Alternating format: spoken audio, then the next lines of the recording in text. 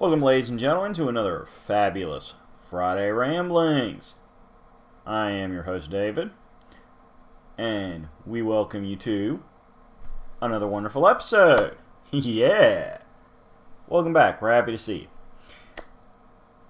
Now, of course, Friday Ramblings is part of Roulette Productions, and we're happy to see you at Roulette Productions. Please remember to subscribe to this channel, as besides the Friday Ramblings, we have the Bardic Plays Game streams and our brand new show, Generation eXpletive, first episode of which has dropped. So go check that out and make sure you don't miss future episodes of it. It's myself and my partner Rich, and we're having some fun chatting with each other. It's good times. Now, since the first episode of Generation eXpletive involves some talk about wrestling, I thought we'd tie it back in together with my solo rambling here as we discuss one of the most unique and memorable things done in WWE,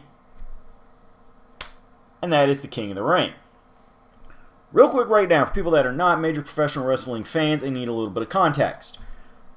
In professional wrestling, the primary honor that people can win in matches are championship title belts, which are then defended and occasionally lost. Now, besides these regular championships, though, there are often other matches done on a semi-regular basis where you can win a one-time honor. Now, a lot of times these are battle royales for prize money. At least that's how it was in the territory days. Might be things like the Royal Rumble, where you get a title shot at the WrestleMania pay-per-view, which being the biggest pay-per-view event of the year. Getting a challenge for the top championship is, in and of itself, a pretty big deal. But in this particular case, the honor is winning a tournament known as the King of the Ring.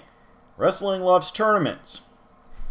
The NWA, or at least Jim Crockett Promotions, which was the largest territory at the end of the NWA, so the one most people retroactively associate with the NWA, had the Crockett Cup, which was full name the Jim Crockett Sr. Memorial Tag Team Tournament Cup. Yeah, you can see why they shortened it to Crockett Cup most of the time, which was started after the death of Jim Crockett Promotions founder, Jim Crockett Sr.'s death, because he was a big tag team guy, and it was a great way to get the tag teams over. But we're not going to talk about the Crockett Cup. That is a different subject for a different episode. We're talking about WWE's King of the Ring. So, the thing about the King of the Ring is it's kind of divided into two eras. That is the pre-pay-per-view era and the pay-per-view era. So, in general, the King of the Ring tournament was first held in 1985 and was held annually from 1985 to 2002, with the exception of 1990 and 1992. Starting in 1993, the tournament was produced as a pay-per-view event, this being pay-per-view era.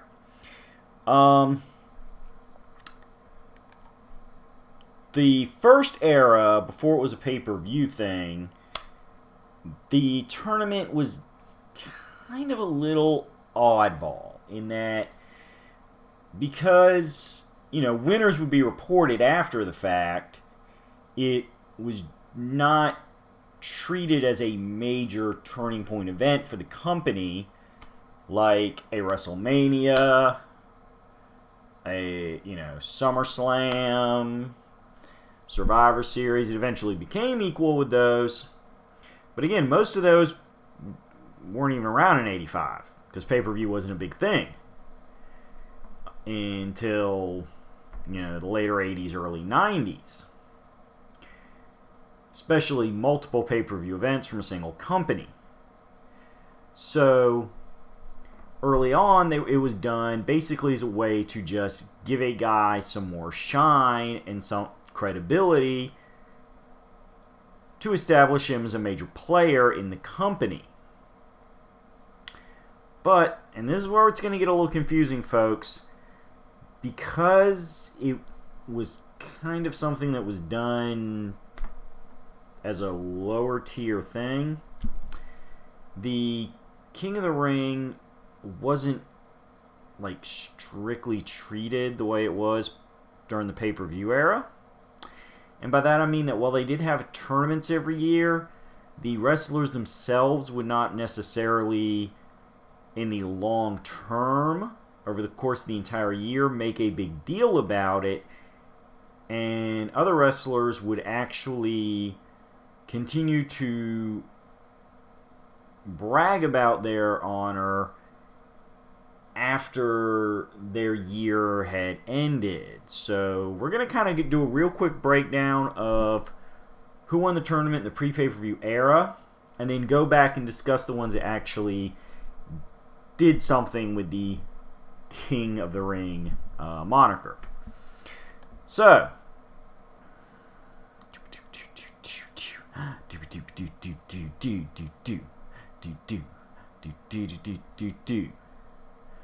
alright, in the original tournament in 1985, it was won by Don Morocco, who defeated the Iron Sheik in the final rounds. Next year, Harley Race beat Pedro Morales to become the king.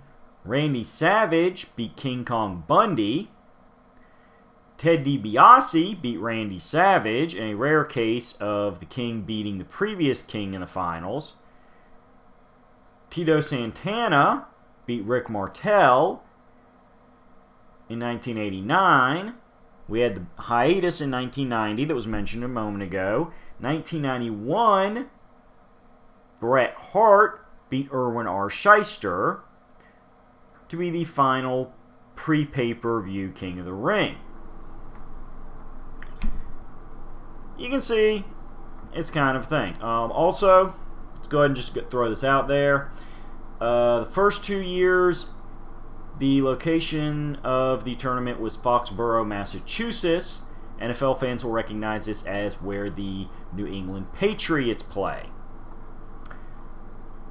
The next 4 years, the tournament was done in Providence, Rhode Island. So, real quick, we break down into the fun and the wrestlers who really took their kingly win to heart.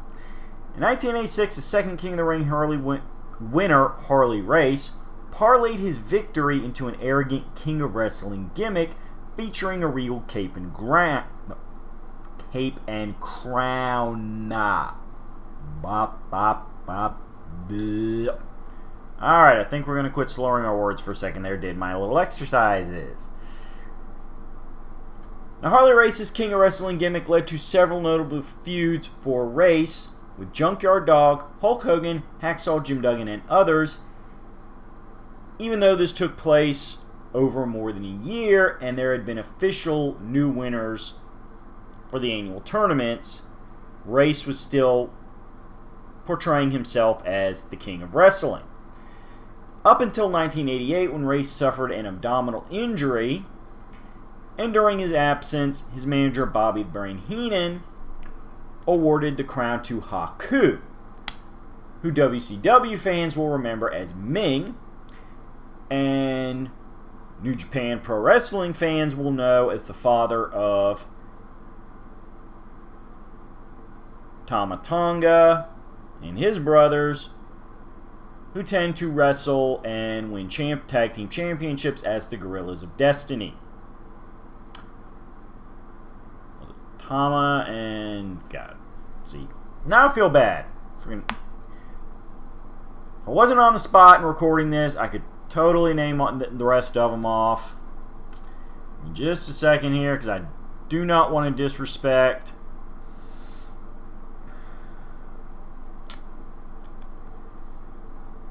these gentlemen. Okay. we have Tama Tonga, Tonga Loa, and Hikuleo. As I said, Tonga Loa and Tama Tonga. Wrestling tag team is a Gorilla Destiny. It's occasionally joined by Hikuleo, and that team is part of the Greater Bullet Club. Alright. So, getting back to it. Bobby Heenan rechristened Haku King Haku, despite him not actually winning the King of the Ring tournament. So, this meant you had things where you had Haku referring to himself as king, but you also had the annual tournament winners, who were technically the official kings of the ring. So it got a little bit convoluted. King Haku is also infamous for those who were into wrestling figures back in the 80s, for that his LJN figure, despite being referred to as King Haku, did not come included with crown. I don't know why. But it's an old wrestling action figure joke. Trust me, you can find references to it online aplenty. Now, Race would eventually return from his injury and briefly feuded with King Haku, but Haku managed to win out in the feud. Race himself would shortly thereafter go back to the NWA. Now, eventually King Haku did lose the crown to Hacksaw Jim Duggan in 1989, who, again, never won the King of the Ring tournament, as 1989 it was won by Tito Santana. King Hacksaw then lost it on August 30th, 1989 to Macho Man Randy Savage, who had already won the official tournament in 1987, but never really made a big fuss over it. At this point, though, he did begin referring to himself as the Macho King, and ran through that gimmick and renaming of his nickname of Macho Man to Macho King, up until the loss of a career-ending match to Ultimate Warrior at WrestleMania 7 in 1991. He would later return to in-ring competition, but go back to being Macho Man, never using the Macho King nickname again. Now, because by this point, we came upon Bret Hart as our last pre-pay-per-view winner, and we had the second hiatus in 1992. The idea of wrestlers using the King gimmick was not really done unless they won the official King of the Ring tournament, when it picked up back again in 1993 as a pay-per-view event, in order to streamline the importance and value of winning the official tournament. The only exception to this rule was Jerry Lawler, because he had already spent quite a good bit of time, as in over a decade, building himself up as the King of Wrestling in Memphis, Tennessee. Simply put, there was no way fans were not going to refer to him as Jerry the King Lawler. So, since he came in as a heel, they kind of let him run with it, where a lot of commentators treated him as he was a king in his own mind, making it very clear that he was not an official WWE King of the Ring. He was simply the King. Which is all well and good, because I love Lawler. I love that he was able to maintain his King gimmick, even after official in-ring retirement. Well, not official, because he still wrestles occasionally to this day, but his retirement from full-time competition, I should say, and his move to the commentary desk, Lawler has continued using the King gimmick, and basically he's going to keep using it until the day he retires or the day he dies. And that is one of those wrestlers where I can't say I'm not sure which one's going to go first, because wrestling fans do know Jerry Lawler has had a couple scares with some near-death experiences, including an infamous heart attack during a live Raw event. Real quick, again, for people that do not recall this, or, again, wrestling fans that never knew about this, he wrestled in a tag team match, which included him taking multiple elbow drops to the chest from another younger wrestler, which, you know, Jerry had nothing against, he knew about, he was comfortable with taking it. We're not putting any blame on anybody, but shortly after this, Jerry would sit back down at the commentary desk, and during the commercial break, begin not beating from his heart. Fortunately, because WWE keeps doctors at ringside for unplanned emergencies, they were able to immediately realize something was wrong with Jerry and that he was not able to accurately describe it and help himself, so they recognized what was going on and got him to the hospital in time to save his life. So, mad props to the medical officials that night. I know Jerry, to this day, still thanks you. Probably every night before he goes to bed. So, this brings us to the pay-per-view era of King of the Ring, the era that most casual wrestling fans think of as the beginning of the King of the Ring. Because it was a pay-per-view event. It was the real big push of King of the Ring as something that either gave you that royal reboot to your gimmick or would serve as your launching point to main event status. Excuse me. Whew. It's a problem with sinuses and getting right to the end of that summer season. Whew. You know, that just poof, definitely distracts you from your train of thought. So, we're going to go down the list real quick here and then talk about certain notable kings. In 1993, Bret Hart won the tournament again, becoming the only person to officially win 2 King of the Ring tournaments by defeating Bam Bam Bigelow in Dayton, Ohio. 1994, his brother and rival Owen Hart beat Razor Ramon in Baltimore, Maryland. 1995 would see usually tag team wrestler Mabel compete in this singles tournament and begin his major ascent to single star status by beating Savio Vega in Philadelphia, Pennsylvania. 1996 saw the most iconic crowning ceremony of all time when Stone Cold Steve Austin cut his very first Austin 3:16 promo after defeating veteran Jake Roberts in Milwaukee, Wisconsin. 1997,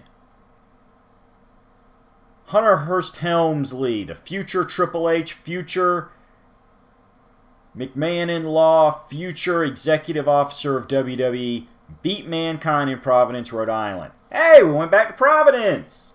Good on you. 1998 saw the world's most dangerous man, Ken Shamrock, beat future entertainment icon The Rock, aka Dwayne Johnson, in Pittsburgh, Pennsylvania. 1999, another tag team specialist, Billy Gunn, attempted to become not just the one, but the king, by beating X-Pac in Greensboro, North Carolina. 2000 saw Olympic gold medalist Kurt Angle begin his march to World Championship and Hall of Fame glory by defeating the large Samoan Rikishi in Boston, Massachusetts. 2001, another tag team specialist. I'm noticing a bit of a theme here. As I said, it's a great way to establish some of these single talents. Edge beat previous King of the Ring Kurt Angle. So that's only the second time we've seen this happen in history, folks, for those of you keeping count, in East Rutherford, New Jersey. 2002 saw the ascent of the next big thing, Brock Lesnar, as he destroyed Rob Van Dam in Columbus, Ohio. Now, we did not have a King of the Ring tournament in 2003, 4, and 5. The pay-per-view itself was retired. So in 2006, we saw the King of the Ring tournament play out on TV as Booker T defeated Bobby Lashley in Phoenix, Arizona. Skip 2007, 2008, nominal general manager William Regal entered himself into the tournament and beat down CM Punk, the voice of the voiceless, in Greenville, South Carolina, to become both general manager and King of the Ring. Skipped 2009, 2010, the ghostly pale Irishman Sheamus beat John Morrison in Philadelphia, Pennsylvania. Hey, we've done that a few times before, haven't we, folks? To become the Celtic King. Skipped 4 years, made us wait until 2015 when Bad News Barrett beat Neville in Moline, Illinois, to become the King of Bad News. Once again, we skipped some time. 3 years passed before last year in 2019, Baron Corbin beat plucky underdog Chad Gable in Knoxville, Tennessee. And as there has not been another King of the Ring tournament, Baron Corbin is still walking around as King Corbin. Now, in the modern era, Owen Hart, Mabel, Kurt Angle, Edge, Booker T, Sheamus, Bad News Barrett, and Baron Corbin all took on King nicknames after winning King of the Ring tournaments. Owen being the King of Hearts, Mabel is King Mabel, King Kurt, King Edge the Awesome, Booker T as King Booker, although with his faux English accent it most famously came out as King Booker. Sheamus was King Sheamus, King Barrett, and of course, King Corbin. William Regal, when he won the tournament while serving as general manager, did not refer to himself as king. However, with his dual honors as being a figure of authority and matchmaking power, along with the prestigious King of the Ring, he did show signs of tyranny and delusion inspired by Shakespeare's infamous King Lear. Years after the fact, Triple H alluded to his King of the Ring victory as, starting in 2006, he referred to himself as the King of Kings. Now, besides the King, various female wrestlers who were aligned with the current tournament winners gained queenly nicknames of their own, including King Harley Race's Queen of the Ring, the fabulous Moolah, who by this point herself was an icon and legend in the business. Sherry Martel became the sensational Queen to the Macho King, and King Booker had Queen Sharmell, who, for Yes For You Trivia Fact fans, was the only time art imitated life because Sharmell and Booker are married in real life and were at the time of the coronation. Now, besides this, Mabel's tag team partner in Men on a Mission, Mo, was knighted to become Sir Mo after Mabel won in 1995. Finlay and Regal were knighted as Sir Finlay and Sir Regal when they were part of King Booker's court. Now, here's where we get really fun. We're going to have some entertainment, folks, because now that we've discussed the hard data, now that we've given you the history lesson, how many kings actually made the gimmick worth it? As I said, in the pre-pay-per-view era, Harley Race used it for all it was worth years after he technically had failed to continue winning the tournament, and there were other King of the Rings. His King of Wrestling gimmick lived on. Macho Man's retroactive Macho King certainly worked out well for a while there until his temporary retirement from in-ring competition, although in the long run most people do tend to think of him as perpetually the Macho Man. So, what about post pay-per-view, or during the pay-per-view era? Post pay-per-view would be the last few years there where it got sporadic, and we'll break that down well. During the pay-per-view era, Owen Hart definitely ran it through, as his rivalry with Bret, which had inspired his attempts to win the tournament a year after his brother, and his declaration of King of Hearts, added huge fuel to the fire in that rivalry, culminating in a steel cage match at SummerSlam between Bret and Owen that many wrestling fans consider this day to be one of the best steel cage matches of all time. The aforementioned King Mabel unfortunately did not have very long of a career after King of the Ring, as, with all due respect to the deceased, he was never the best in-ring worker and really wasn't ready for a singles main event run. So he is infamously known as the first of the failure kings, although he did ride the gimmick through as much as he could. People like Bret Hart, who had already been making his way as a singles star, certainly it helped him get to the world title contention, but him never referring to himself as king, it was more of one more proving ground in his rapidly growing record. Stone Cold Steve Austin himself would not embrace the idea of being King Rattlesnake. However, the victory and subsequent promo, as we mentioned before, the birth of the famous Austin 316, helped define his character for years to come, which would definitely help him earn his status as the biggest star in professional wrestling for a good couple years there. Hunter Hearst Helmsley was a pretty good king, but he really didn't get a big major push going there for a couple more years, and that being more of just him racking on continued great matches with a variety of opponents in that mid-card level before ascending to world title status in 1999. Shamrock never really got much better after his tournament win. He was always kind of a mid-level guy in WWE, but he continued to look like the world's most dangerous man, which is what he was billed as. So I'm not going to say he was a bad king, but he definitely didn't use his kingly win to get a bigger piece of the pie than he would have gotten anyway.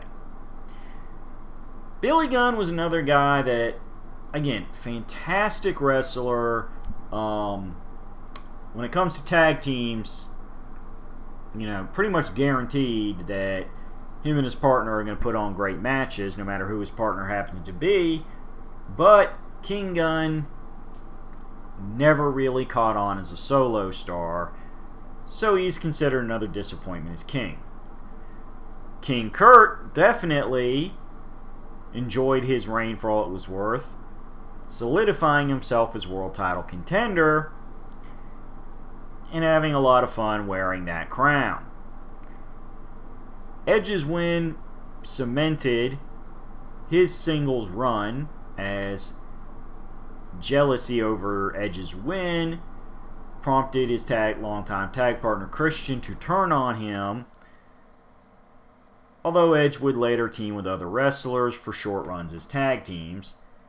Edge was a good king.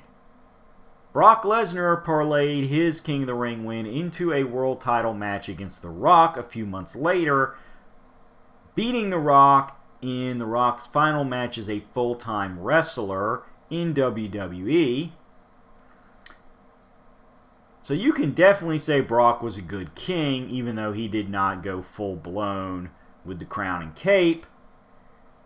Simple fact of the matter is, in less than a year from his main roster debut, he had won a major tournament and was world champion. You don't get much bigger and better than that. Booker T's King of the Ring gimmick proved once and for all that in WWE, like WCW, he could be a big a star as anybody. Booker was a great king. Fortunately, William Regal, because he was only wrestling part-time as a general manager, and subsequent health issues and some drug testing issues, caused his kingly manner to be put on hiatus. He spent most of his time as king not on television. Sheamus had already been a major player for a little while, a single star when he won, and while the Celtic King was a good look for him, featuring a customized crown, at the end of the day, it was really more about a gimmick refresh than really ascending. I'm a huge Sheamus fan, and while it didn't hurt his run, being King of the Ring did not help him reascend to the status as biggest and baddest in the company either. So he kind of neutrals out. Bad News Barrett fell into that Billy Gunn, Ken Shamrock category where he unfortunately did not necessarily have a better career after becoming king, but since his career was already pretty firmly established as a major player in that second tier level of wrestlers, it wasn't a bad honor for him, and it was a good fit for him. As our current king, Baron Corbin, I will say this, he does the King Corbin gimmick well. A lot of people hate the character because unfortunately he is booked as a bully and a goof. But I do not take that against him. He gives 100% when he does this gimmick and cuts these promos. The fact he's being asked to act like, well, as I said, a goof and a bully is not necessarily his fault. He's doing what his boss is telling him to do and what his boss is paying him to do. He's making the best with what he's got to work with. So, with all that in mind, frankly, I hope in 2021 we do have another King of the Ring tournament. I love tournaments, especially when they are done over like one or two nights. You know, if you're going to have a tournament, you need to have at least 2 rounds on one night. Because, you know, if you're just winning like one match a night for 3 or 4 weeks, that's really not that big a deal. I mean, a lot of guys will just get a little 3, 4, 5 match winning streak on television. That's nothing to write home about. But you win like 3 matches in a single night, and you do it legitimately, that's bragging rights, man. That's something you can hang your hat on. Because that's not something people do in professional wrestling all the time. I know. Critics of professional wrestling, well, it's not like they're really winning. Wrestling's all fake and scripted. Well, yes and no. We're not going to get into the fake scripted debate. But I will say, it's about storytelling, and it's about perceived value. So when you have something, even if it is pre-written and pre-agreed on, when you have a world in which people normally do not compete more than once a night, and you have somebody win 2 or 3 matches in a single night, the value within the fictional world is there. And given that 90% of television is scripted and fictional, there is nothing wrong with fictional value, or rather value within a fictional world. So, there you go. Give us a nice 3-round, one-night tournament. I personally will tune in every time. I like the unpredictability of it. I like the inherent chaos of it. I don't know what I'm going to see most of the night. I don't know the matchups until people start winning and moving through the tournament. That's good. But King of the Ring, like any honor, whether it be winning a championship, winning a tournament, beating a big name legend, it's only as good as the follow-up. And that is where the scripted nature of professional wrestling does kick in. Yes, sometimes the wrestlers just aren't ready for the opportunity being given to them, but in some cases, the opportunity given to them really isn't that much. As I said, King Sheamus was not really booked any stronger than he had been in the year or so leading up to his win. It was just kind of a treading water era of his career. And that's okay. I mean, heck, I was just glad he had something to do on TV as a fan of his. But, you know, he went out there and gave it his best. The company just didn't want to build the whole show around him, despite him being the king. So, where does that leave us? Well, as fans, it's up to you if you like tournaments. It's up to you if you think the King of the Ring is still something that has as much potential value as it has had in previous years and decades. After all, as I said, this thing started in the 80s. It is now 2020. So that is 80s, 90s, 0s, 10s. We are entering the 5th decade of the King of the Ring. I think we need some more winners. I think we need to keep the tradition alive because I like traditions. So with that said in mind, I hope you begin a nice tradition of joining us every Friday for more ramblings. Please do not start a tradition of hitting me with a steel chair. That hurts. I want you to stay happy, stay healthy, and remember, you can agree, you can disagree, you can think something's boring, or you can think something's as entertaining as it gets, but don't hold it against people if they believe the opposite of you. And if you're going to criticize something, try to make it constructive so we can have a conversation about it. Don't just blindly hate. Be great. Join us for more fun next Friday. I'll see you in 7 for another rambling. And remember, if you subscribe to the channel, you can be alerted when every episode of the Ramblings and every episode of Generation eXpletive and Bardic Plays also drops. We are here. We are not going anywhere. We are, in fact, gearing up to be better than ever. Because ain't nothing holding us down. Enjoy your week, folks. Bye-bye.